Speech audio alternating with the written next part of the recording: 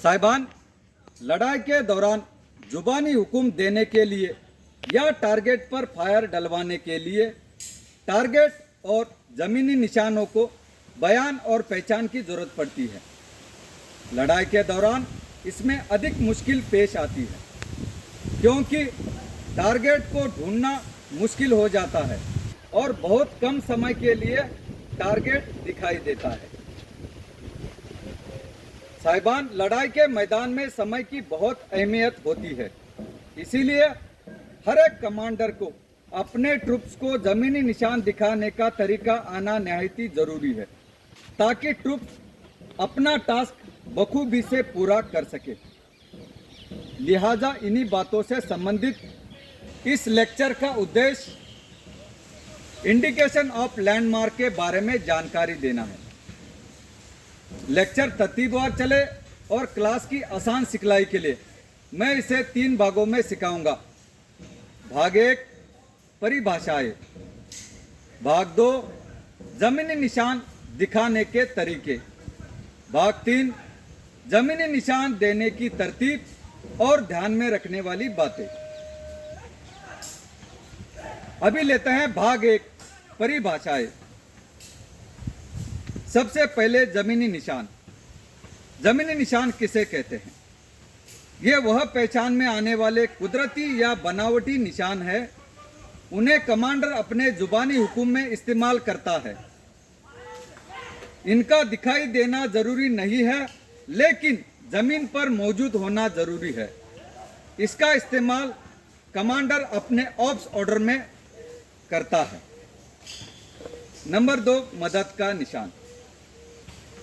पहले से मुकर्रर किए या जरूरत पड़ने पर मुकर्रर किए जाने वाले वह निशान है जिनकी मदद से किसी दूसरे निशान या टारगेट का बयान किया जाता है, उसे मदद का निशान कहते हैं।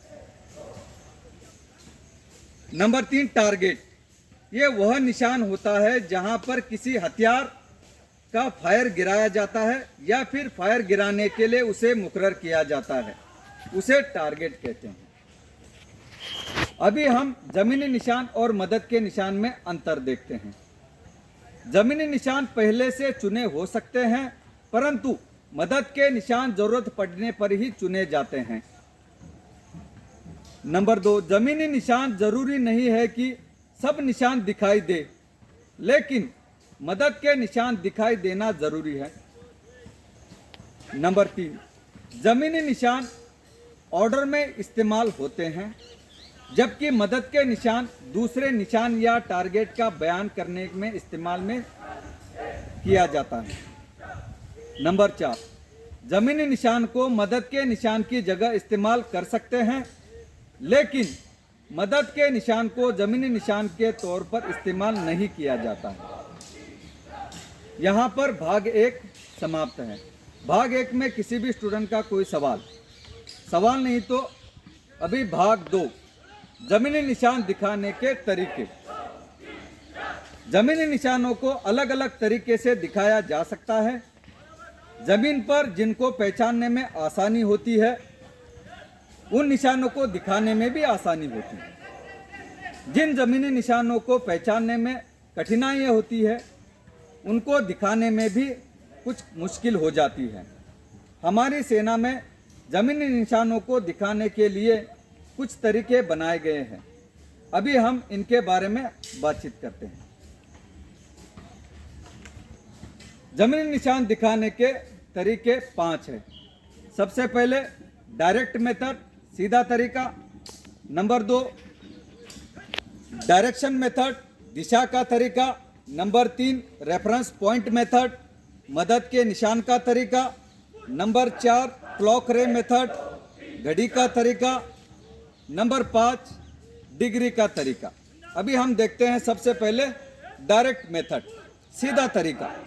यह सबसे आसान तरीका होता है, जबकि ज़मीनी निशान काफ़ी मशहूर हो और पहचानने में आसान हो, तो ऐसे ज़मीनी निशान को हम आसानी से अपने ट्रूप्स को दिखाया जा सकता है। ये हो गया डायरेक्ट मेथड, जैसे कि प्लाटून आधा बाएं देख 700 मीटर गोल छत्रुनुमा दृक दुश्मन का LMG पोस्ट। ये हो गया सीधा तरीका। अभी देखते हैं नंबर 2, डायरेक्शनल मेथड, दिशा का तरीका। आमतौर पर दिशा आम रूप से ली जाती है। जमीनी निशान या मदद के निशान से दाहिने या बाएं बताकर किसी जमीनी निशान को इंडिकेट किया जाता है। आम रूप या मदद के निशान से जब दिशा देते हैं तब हम नीचे लिखे हुए दिशा का प्रयोग करते हैं, जैसे कि थोड़ा बाएं या थोड़ा दाहिने तकरीबन 10 डिग्री माना जाता है। 1/4 बाएं या दाहिने तकरीबन 22 डिग्री माना जाता है। आधा बाएं या दाहिने तकरीबन 45 डिग्री माना जाता है। 3/4 बाएं या दाहिने तकरीबन 67 डिग्री माना जाता है। पूरा दाहिने या बाएं तकरीबन 90 डिग्री माना जाता है। इस प्रकार हम डायरेक्शनल मेथड का इस्तेमाल करते हैं। अभी लेते हैं नंबर 3, मदद के निशान का तरीका, रेफरेंस पॉइंट मेथड। ऐसा निशान जिनको बयान करने के लिए किसी दूसरे निशान की जरूरत पड़ती है, उनको हम मदद के निशान चुनकर बयान करते हैं। मदद का निशान चुनते समय ध्यान में देने वाली बातें। नंबर 1, निशान मशहूर हो, 19 डिग्री फासले से अधिक दूर ना हो। अगर निशान 1 डिग्री से ज़्यादा फैला हो तो उसका किनारा लिया जाए। मदद के निशान को कोई नाम दिया जाए। ये था मदद के निशान का तरीका। अभी लेते हैं घड़ी का तरीका, क्लॉक मेथड। यह तरीका जमीन या मदद के निशान के साथ इस्तेमाल किया जाता है। जिस निशान को मदद से दूसरे निशान का जाहिर करना हो, उसे घड़ी उस मदद के निशान के बीच में रखो। घड़ी के पूरा पीछे अपनी तरफ 6 बजेंगे और सिधाई में आगे 12 बजेंगे। पूरा दाहिने 3 बजे और पूरा बाएं 9 बजे जाहिर करता है। निशान घड़ी के कितने बजे की लाइन में है जाता है उतने बजे का बयान किया जाता है। जैसे कि मकान दाहिने 2 बजे गोल दरख्त। ये था घड़ी का तरीका। अभी लेते हैं डिग्री का तरीका। साहिबान सेना में डिग्री नापने के लिए कंपास की सुविधा दी गई है, लेकिन कंपास के अलावा भी हम डिग्री नाप सकते हैं। हम हाथ से डिग्री नापने के तरीके देखते हैं। निशान के सिद्ध में अपने बाएं हाथ को लंबे करें। अपने हाथ पूरा खोले। अंगूठे से उंगली तक 19 डिग्री कवर हो जाता है। अंगूठा बंद करें। कलमे वाली उंगली से छोटी उंगली तक 12 डिग्री को कवर माना जाता है। मुट्ठी बंद करके आप 8 डिग्री, 5 डिग्री और 3 डिग्री तक नाप सकते हैं। हम हथियार से भी डिग्री नाप सकते हैं।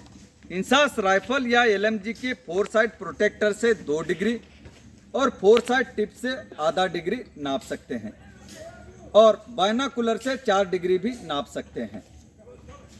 यहाँ पर भाग 2 समाप्त है। भाग 2 में किसी भी स्टूडेंट का कोई सवाल नहीं तो सिखाऊंगा भाग 3, जमीन निशान देने की तरतीब और ध्यान में रखने वाली बातें। तो सबसे पहले जमीनी निशान देने की तरतीब। जमीनी निशान देने की तरतीब ग्रेड शब्द से जाहिर होती है। ग्रुप, जी का मतलब ग्रुप। जिस टुकड़ी को जमीनी निशान दिखाना है उस टुकड़ी का ध्यान आकर्षित करने के लिए हम ग्रुप शब्द का इस्तेमाल करते हैं।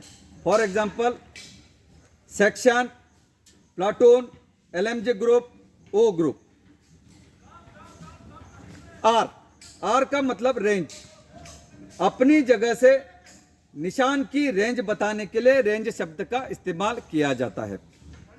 जैसे कि सेक्शन सामने 400 मीटर, एक गोल चतुर्मा दरख्त, तो मौजूदा पोजीशन से निशान तक की दूरी हम रेंज में बताते हैं। ऐड, जमीनी निशान का बयान करने के लिए जिस तरीके की मदद ली जाती है उसे हम ऐड कहते हैं। डी डिस्क्रिप्शन, जमीनी निशान का बयान करते समय उसका वर्णन किया जाता है ताकि देखने वाले को आसानी से निशान समझ में आ जाए। जैसे कि एलएमजे ग्रुप सामने देख 500 गांव के बीच एक गोल पेड़ जिसके पत्ते हरे रंग के हैं, उसका दाहिने एक सफेद मकान है, नाम गोल पेड़, जो कि पेड़ को हम दर्शाने के लिए उसके उस फीचर का हमने क्या किया, डिस्क्रिप्शन किया। यह था जमीनी निशान देने की तरतीब। अभी हम जमीनी निशान देते समय ध्यान में रखने वाली बातें देखेंगे। नंबर 1, जमीनी निशान देते समय बयान छोटा, सादा और साफ हो। कठिन निशान सभी तरीकों की मदद से बताए जाए। दिशा हमेशा आम रूप से ही ली जाए। जमीनी निशान बाएं से दाहिने बयान करना चाहिए। कमांडर द्वारा दिए गए निशानों का नाम बदली नहीं करना चाहिए। जो जमीनी निशान दिखाई ना दे रहे हो उसे आखिर में बयान करें। अगर जमीनी निशान 1 डिग्री से ज़्यादा चौड़ा हो तो उसका कोई किनारा लिया जाए। उन्हीं जमीनी निशानों का बयान करें जो आपके जुबानी हुक्म में संबंधित हो। ये एक जमीनी निशान देते समय ध्यान में रखने वाली बातें थी। यहाँ पर भाग 3 समाप्त है। भाग 3 और पूरे लेक्चर में किसी भी स्टूडेंट का कोई सवाल नहीं तो इस लेक्चर में हमने अपने जमीनी निशानों को बयान करने के तरीके और ध्यान में रखने वाली बातें सीखी हैं। चाहे आप ऑर्डर ब्रीफिंग कितनी भी अच्छी प्रकार की देने की काबिलियत रखते हो, लेकिन जब तक आप अपने ट्रूप्स को जमीनी निशान ठीक प्रकार से नहीं देते हैं तो ट्रूप्स को निशानों को समझने में और किसी भी ऑपरेशन में पूरा करने में दिक्कत होती है।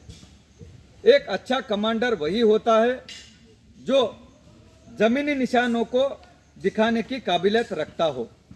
शांतिकाल के दौरान जरूरी है कि तमाम कमांडर और ट्रूप्स इसका ज़्यादा से ज़्यादा अभ्यास किया जाए ताकि अपना मुद्दा हासिल हो सके।